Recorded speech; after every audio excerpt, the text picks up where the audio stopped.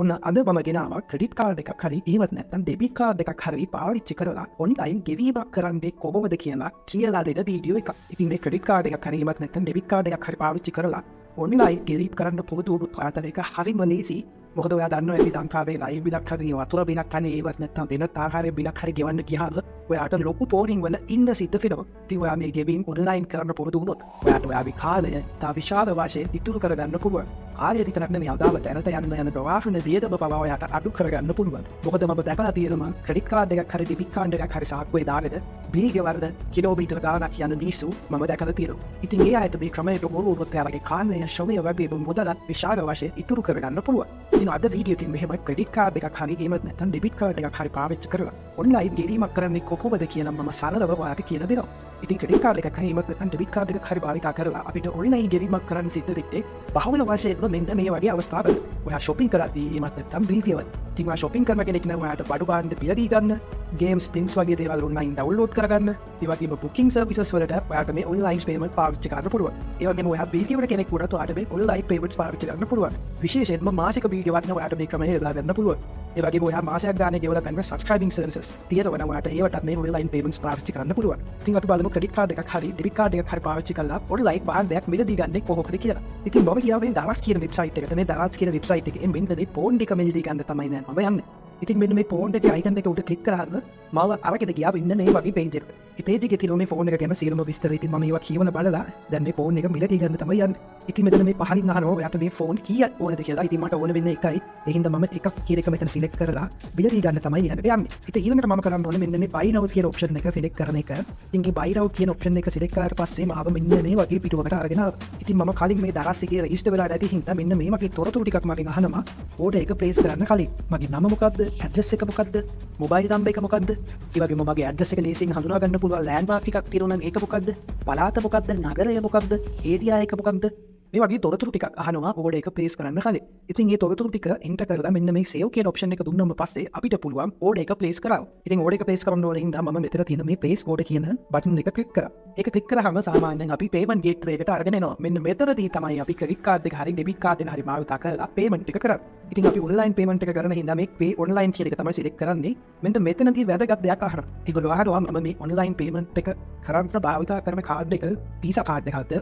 Master card එකක්ද? එහෙමත් නැත්නම් Amex කාඩ් එකක්ද කියලා. ඉතින් මේ කාඩ් වලදී ඔයාලට ලේසියෙන් හොයාගන්න පුළුවන්. ඔයාගේ කාඩ් එකේ ඉස්සරහ පැත්තේ දකුණු අත පැත්තේ යටින්ම තියෙනවා මේ කාඩ් ටයිප් එක මොකක්ද කියලා. ඊතර තියෙනවා කාඩ් එක Visa කාඩ් එකක්ද මස්ටර් කාඩ් එකක්ද එහෙමත් නැත්නම් Amex කාඩ් එකක්ද කියලා. ඉතින් ඔයාගේ කාඩ් ටයිප් එක හරියට මෙතන සිලෙක්ට් කරාට පස්සේ ආට පුළුවන් මේ pay now කියන ඔප්ෂන් එක ක්ලික් කරන්න. ඉතින් ඒක ක්ලික් කරාම පස්සේ අපි අරන් යනවා මෙන්න මේ වගේ වෙබ් පිටුවකට. එතනදී තමයි අපිට මේ කාඩ් එකේ තොරතුරු ඇතුළත් කරන්න තියෙන්නේ. කලින් වගේම ඔයාලට නැවතත් සිලෙක්ට් කරන්න දෙනවා ඔයාගේ කාඩ් වර්ගය මොකක්ද කියලා. ඊට පස්සේ මේ කාඩ් නම්බර් එක කියන තැනින් ඔයාට ඔයාගේ අංක 12කින් යුක්ත කාඩ් එකේ නම්බර් එක ටයිප් කරන්න සිද්ධ වෙනවා. ඉතින් ඔයාගේ කාඩ් එකේ ඉස්සරහ පැත්තේ ලොකු අකුරෙන් තියෙන අංක 12 තමයි මෙතන ටයිප් කරන්න ඕනේ. ඊට පස්සේ අපිට සිලෙක්ට් කරන්න වෙනවා ඔයාගේ කාඩ් එක එක්ස්පයර් වෙන මාසය මොකක්ද කියලා. ඉතින් මේක ඔයාලට ලේසියෙන්ම බලා ගන්න පුළුවන් ඔයාගේ කාඩ් එකේ පහළ සටහන් කරලා තියෙනවා ඔයාගේ කාඩ් එක එක්ස්පයර් වෙන එහෙමත් නැත්නම් කල් ඉක්ුත් වෙන මාසය සහ අවුරුද්ද මොකක්ද කියලා. ඉතින් ඒක බලාගෙන හරියට ඔයාලට සිලෙක්ට් කරන්න පුළුවන් ඔයාගේ කාඩ් එක එක්ස්පයර් වෙන මාසය මොකක්ද? ඒ වගේම එක්ස්පයර් වෙන අවුරුද්ද මොකක්ද කියලා. ඒකත් සිලෙක්ට් කරාට පස්සේ අපිට තවත් වැදගත් තොරතුරක් එන්ටර් කරන්න තියෙනවා. ඒකට කියන්නේ CVN එක කියලා. එහෙමත් නැත්නම් කාඩ් වෙරිෆිකේෂන් නම්බර් එක.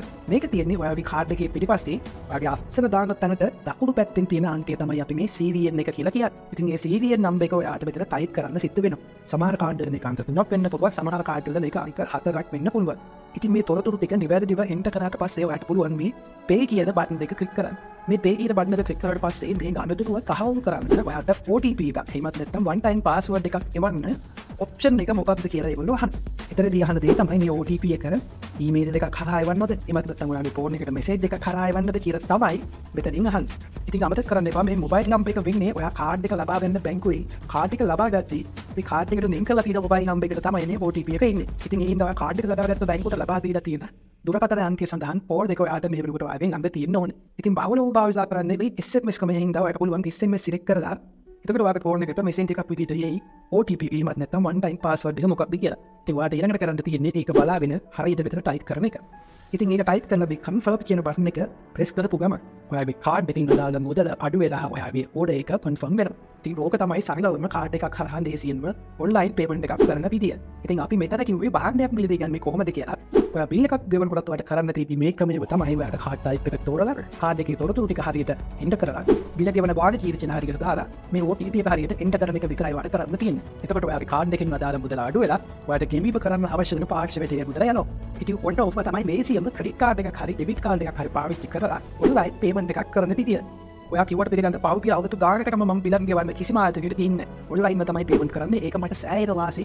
ඒ හින්දා මට කාලය ශ්‍රවය වගේම මගේ මුදලත් සෑහෙන්න ඉතුරු කරලා තියෙනවා. ඉතින් මතක තියාගන්න ඕන වැදගත් දෙයක් තමයි මේ ඔන්ලයින් පේමන්ට්ස් කරද්දී අපි සැලකිල්ලක් දක්වන්න ඕනේ විශේෂිත කාරණා ගොඩක් තියෙනවා. ඔයා මේ පේමන්ට් එක හරියට කරේ නැත්නම් ඔයාගේ කාඩ් එකකින් ඔයාට අවශ්‍ය මුදලට වඩා වැඩි මුදලක් උනත් අඩු විදිහේ හැකියාවක් තියෙනවා. ඉතින් ඒ වගේම මේ OTP එක වෙනත් පාර්සලයකට ගියොත් ඔය කාඩ් එකේ තියෙන මුදල් ඔයාට අහිමි මේ අවදානම් මම පවා තියෙනවා. ඉතින් ඊළඟ වීඩියෝ එකේ මම අරගෙන එන්නම් ඔන්ලයින් පේමන්ට් එකක් කරද්දී ඔයාගේ සංදිවන ආරක්ෂිත භාවය වෙනුවෙන් සලකා බලන්න ඕනේ කවම මොනවද කියලා. ඉතින් මේ වීඩියෝ එක බලන්න ඕනේ නම් මගේ channel එක subscribe කරලා තියාගන්න, bell icon එක click කරලා තියාගන්න. එතකොට ඔයාලට පුළුවන් මම මේ වීඩියෝ එක දැම්ම ගමන් මේ වීඩියෝ එක බලන්න. ඉතින් මේ වීඩියෝ එකට කැමති නම් like එකක් දාන්න. මේ වීඩියෝ එකේ දෙවෙනි කොටසෙන් පුළුවන් තරම් ඉක්මනටම හමු වෙමු. බීන් ඉන්න සුබ දවසක්.